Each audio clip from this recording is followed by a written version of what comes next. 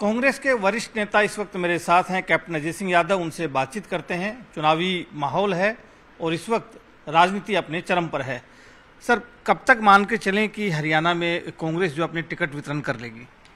वैसे तो ये था कि आज शाम तक वो कर देंगे, तो देखो अभी क्या होता है। मुझे तो क्योंकि मैं दिल्ली था नहीं, आज मैं सारे दिन मेरे यहाँ कार्यक्रम थे। अशोक अरोड़ा जी जो हमारे थानेसर से पूर्व मंत्री हैं, वो आए हुए थे, पूर्व स्पीकर, तो उनके साथ मेरे कार्यक्रम थे, तो मैंने अभी किसी से बात नहीं हो पाई है। लेकिन आज अभी सीईसी की मीटिंग 6 बजे शुरू हुई थी, तो अभी हो सकता है कि ख़त्म होगी वो।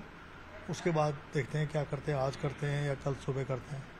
अभी एक चर्चा और आ रही है कि राहुल गांधी ये कह रहे हैं कि आम आदमी पार्टी के साथ अगर गठबंधन होता है हरियाणा में कांग्रेस का, तो उसके ऊपर विचार किया जाए। आप क्योंकि चूंकि दक्षिण हरियाणा में है, पूरा प्रदेश की राजनीति आप देखते हैं, कितना बेनिफिट इससे कांग्रेस को? और क्या कांग्रेस जो प्रदेश की कांग्रेस है, क्या वो भी चाहती है कि आम आदमी पार्टी के साथ गठबंधन हो?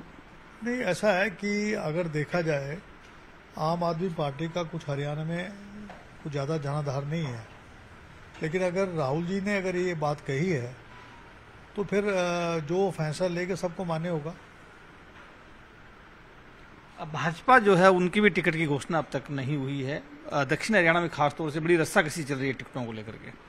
मैंने सुना आज कुछ लिस्ट निकली है कोई एक, उसमें बादशाहपुर से नरबी को और को इधर से अटेली से अपने आरती राव को दी है। अब वो पता नहीं वो सही है गलत है, मुझे मालूम नहीं है।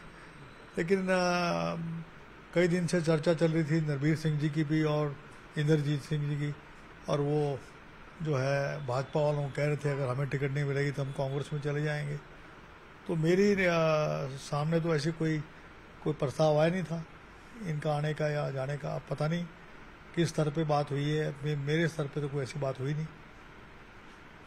कांग्रेस की अगर हम बात करें तो जिस तरह की चीजें अब माहौल बन रहा है कांग्रेस के लिए, जिस तरह से आप लोकसभा में 5 सीटें जीत कर आए थे, क्या आपको लगता है कि इस माहौल को धरातल पे उतार पाएंगी कांग्रेस?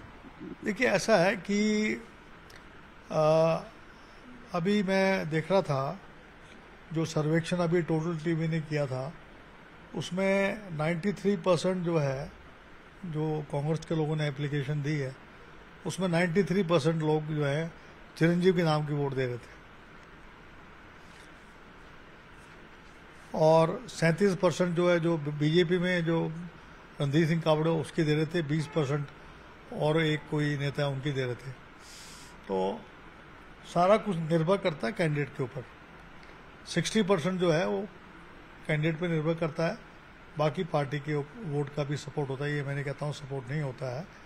तो अगर मेरिट के आधार पे अगर टिकट देंगे तो इसमें कोई दो राय नहीं कि हम 70 पार कर सकते हैं।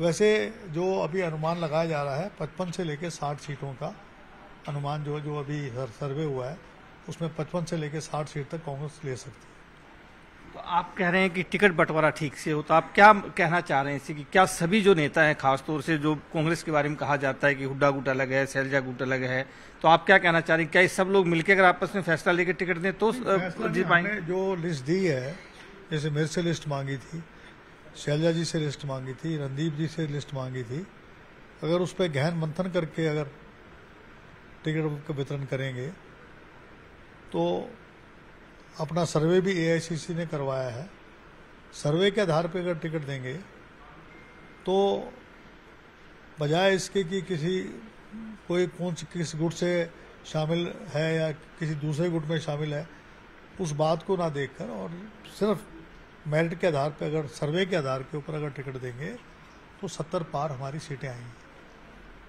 अभी कांग्रेस ने टिकट की घोषणा नहीं की है, लेकिन उसके बावजूद आप की तरफ से ये कहा गया कि चिरंजीव राव 9 तारीख को नॉमिनेशन करेंगे, तो क्या आपको हरी झंडी मिल गई है कांग्रेस की तरफ टिकट? नहीं, ऐसा नहीं है। हमने तो टेंटेटिव डेट है हमारी।